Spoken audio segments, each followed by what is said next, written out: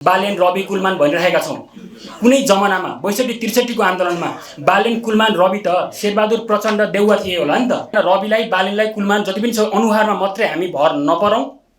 अब हामीलाई विधि विधान पद्धति सिस्टम चाहिएको हो, ट्रान्सपेरेन्सी चाहिएको हो, अकाउन्टेबिलिटी चाहिएको हो, कर्मचारी तन्त्रमा पनि एकाउन्टेबिलिटी चाहिएको हो, राजनीतिक पार्टीहरुमा पनि एकाउन्टेबिलिटी चाहिएको हो र ममा पनि एकाउन्टेबिलिटी चाहिएको हो।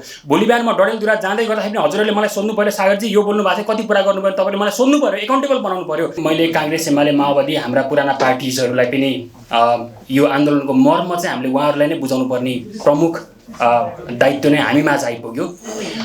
यो चाहिँ कसैले पनि अपनत्व लिनु भएन। यो हामीले के हो भन्दाखेरि मेरो कांग्रेस एमाले माओवादी लगायतका पार्टी पुराना पार्टीहरूलाई मेरो अनुरोध के हो भन्दै गर्दाखेरि तपाईहरुले यत्रो आन्दोलन गर्नुभयो, 2007 साल भयो हैन, त्यसपछि फेरि 46 47 भयो, 62 63 भयो। नेपालको कुन चाहिँ आन्दोलन होला जुन चाहिँ यहाँबाट इन्स्पायर भएर विदेशतिर सम्म फैलिएको आन्दोलन कुन होला?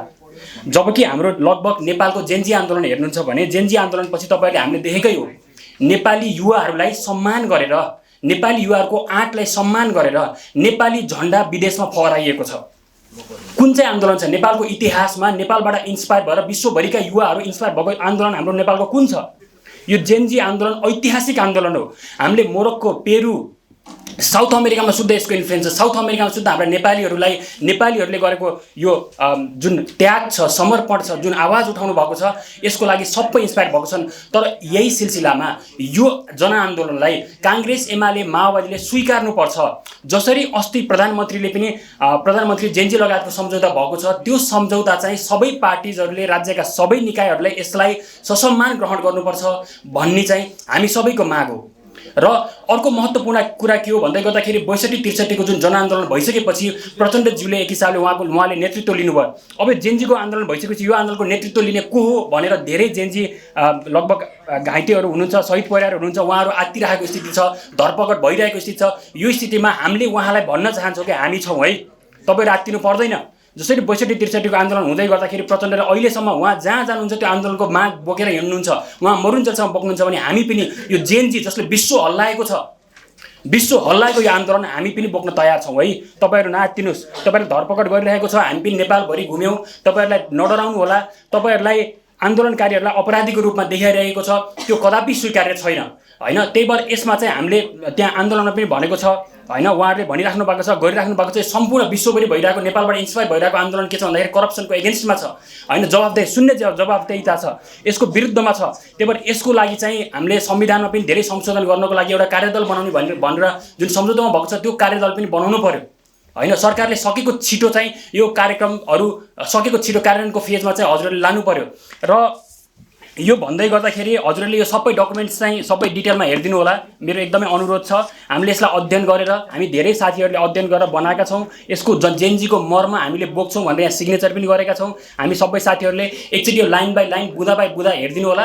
मैले यसको समग्रमा अलिकति निष्कर्ष मात्रै हजुरहरूलाई भन्छु। सबभन्दा मेन चाहिँ अघि नै मैले भनिसकेँ, राजनीतिक नेतृत्व जेनजीको आन्दोलन हामीले विश्व हल्लाएका छौँ। विश्वभरिका देशहरू, विश्वभरिका युवाहरू हामीबाट इन्स्पायर भएका छन्। त्यही भएर अहिले जुन आन्दोलनमा जानुभएको छ तपाईँहरू नडराउनु होला, हामी छौँ हजुरको साथमा। पहिले सुरु त्यो भन्न चाहन्छु। त्यसपछि अर्को भनेको सबभन्दा महत्त्वपूर्ण कुरा के छ भन्दै गर्दाखेरि हाम्रो यसमा चाहिँ संविधान संशोधनका कुराहरू पनि छन्। यो के संशोधन गर्नुपर्ने हो त्यसको लागि आयोग बनाउने कुराहरू पनि छन्। हामीले धेरै कुरा, न्यायपालिकामा संरचनात्मक सुधारको कुराहरू छ, अख्तियार दुरुपयोग अनुसन्धान आयोगका कुराहरू छन्, संवैधानिक आयोगहरूमा संरचनात्मक सुधारको कुराहरू छन्, कर्मचारी तन्त्रमा सुधारहरू गर्नुपर्ने छ, त्यस्तै गरी आर्थिक नीतिहरूमा सुधारहरू गर्नुपर्ने छ। यो सबै चाहिँ अब सरकारले ढिलासुस्ती गर्नु हुँदैन। र यो हामीले यसको के हो त नि, यो किन भएको हो भन्दै गर्दाखेरि सुसंस्कृत राजनीति हामी सबैले चाहेको। यो आन्दोलन किन भएको हो भन्दै गर्दाखेरि सुसंस्कृत राजनीति नभएर हो नि त। त्यही भएर यसको लागि चाहिँ हामीले के भनेका छौँ भन्दै गर्दाखेरि यो टप डाउन अप्रोच, माथिबाट तल लादिने भन्दा पनि तल जनताको आवाज चाहिँ सुनिनुपर्छ। हाम्रो अहिलेसम्म जनताको आवाज सुन्ने क्रम चाहिँ धेरै छैन। जहिले पनि नेता आउने, डेस्कमा आउने, भाषण गर्ने, जाने, जनताको आवाज सुन्ने को हो। त्यही भएर मैले ढोका ढकढक अभियान भनेर जनताको आवाज सुन्दै ढोकामा जान्छु, उहाँहरूसँग बस्छु, कुरा सुन्छु। यस्तो खालको राजनीतिक नेतृत्व चाहिँ सबैले अनुसरण गरिदिनु हुन मेरो हार्दिक अनुरोध छ। जनताको आवाज सुन्नुपर्छ, जनताले के चाहिरहेका छन् त्यो अनुसारको हामीले अगाडि चाहिँ बढ्नुपर्छ। पूर्ण पारदर्शिता हुनुपर्छ, डिजिटलीकृत उन्नत आन्तरिक लोकतन्त्र हुनुपर्छ, सेवक सरकार हुनुपर्छ भनेर हामीले विभिन्न यो कसरी चाहिँ हामीले यो सुसंस्कृत राजनीतिका आधारहरू चाहिँ कसरी अगाडि बढाउन सकिन्छ भन्ने चाहिँ प्रमुख कुरा छ। र अर्को हजुरहरूलाई मेरो अनुरोध के छ भन्दै गर्दाखेरि हामीले अहिले देखिरहेका छौँ बालेन रवि कुलमान भनिरहेका छौँ। कुनै जमानामा ६२-६३ को आन्दोलनमा बालेन कुलमान रवि त शेरबहादुर प्रचण्ड देउवा थिए होला नि त, होइन र? त्यही भएर हामीलाई अहिले अनुहार मात्रै फेर्नेको चाहेको होइन, हामीलाई राजनीतिक चरित्र फेर्नु परेको हो। त्यसमा चाहिँ हामी स्पष्ट हौँ है। त्यही भएर हामीलाई अहिले एकदमै स्पष्ट के हो भन्दै गर्दाखेरि हामीले ७५ वर्ष भयो बालेन कुलमान रवि जस्तो अनुहार देखेकै गरेको। तर के हो भन्दै गर्दाखेरि ६२-६३ बालेन कुलमान रवि को थिए भन्दाखेरि शेरबहादुर प्रचण्ड उहाँहरू नै हुनुहुन्थ्यो। तर अहिले फरक अनुहार आउनुभयो। फेरि फरक अनुहार आउँदैमा फेरि हामी मक्ख नपरौँ। उहाँहरूलाई पनि बालेन कुलमान रवि मलाई पनि तपाईँहरूले एकाउन्टेबल बनाउनुहोस्। सागर ढकाल आयो भन्दैमा ओहो हो हो नगरिदिनुहोस्, मलाई पनि प्रश्न सोधिदिनुहोस्, मलाई पनि एकाउन्टेबल बनाउनुहोस्। तपाईँको सिस्टम के हो? अबको 25 वर्षमा देश कायापलट कसरी हुन्छ? अबको 75 वर्षको समस्या के थियो? 75 वर्षसम्म एउटा पनि सरकार किन टिकेन भन्ने कुरा स्पष्ट आन्सर दिनुपर्छ। अब पनि के हो भन्दै गर्दाखेरि अब आउने 5 वर्षमा, अब यो चुनाव पछि पनि 5 वर्षमा बालेन 2 वर्ष प्रधानमन्त्री, रवि 2 वर्ष प्रधानमन्त्री, कुलमान 1 वर्ष प्रधानमन्त्री भनेर प्रधानमन्त्री पदलाई मासुको भाँडो जस्तो तरिकाले, मासुको टुक्रा जस्तो तरिकाले चोक्रा भाग नगरिदिनु होला। त्यो भयो भने तपाईँ र शेरबहादुरहरूमा शेरबहादुर प्रचण्डहरूमा केही पनि फरक हुँदैन। त्यही भएर मेरो बिन्ती अनुरोध के छ भन्दै गर्दाखेरि हामी जति पनि नयाँ शक्तिहरू छौँ, बिन्ती 75 वर्षदेखिको प्रब्लम के हो त्यो पत्ता लगाउँ। हामीले जनतालाई 75 वर्षदेखिको समस्या यो हो, अब हामीले समाधान यसरी चाहिँ अबको 25 वर्षमा गर्छौँ भनेर स्पष्ट रूपमा भन्नुपर्छ। त्यही भएर अहिले भर्खर हिजो पनि हाम्रो मिटिङहरू भइरहेको छ रविसँग, बालिनसँग। त्यही भएर मेरो उहाँहरूलाई यो अनुहार जोड्ने मात्रै काम चाहिँ नगरौँ है। अनुहारमा मात्रै तपाईँहरू भर नपर्दिनु है। हामी जस्ता अनुहारहरू धेरै आए, धेरै गए, प्रधानमन्त्रीका चाङका चाङ भए, फेरि अर्को प्रधानमन्त्री थपेर केही पनि हुँदैन। त्यो कुरामा हामी स्पष्ट हौँ। त्यही भएर यसको स्पष्ट आन्सर हामी सबैले दिनुपर्छ, हामीले दिन्छौँ पनि। र यो स्पष्ट आन्सर नदिकन हामी चुनावमा जानु पनि हुँदैन। जनतालाई हामीले आन्सर दिन्छौँ। भोलि बिहान रविलाई, बालिनलाई, कुलमान जति पनि छ अनुहारमा मात्रै हामी भर नपरौँ।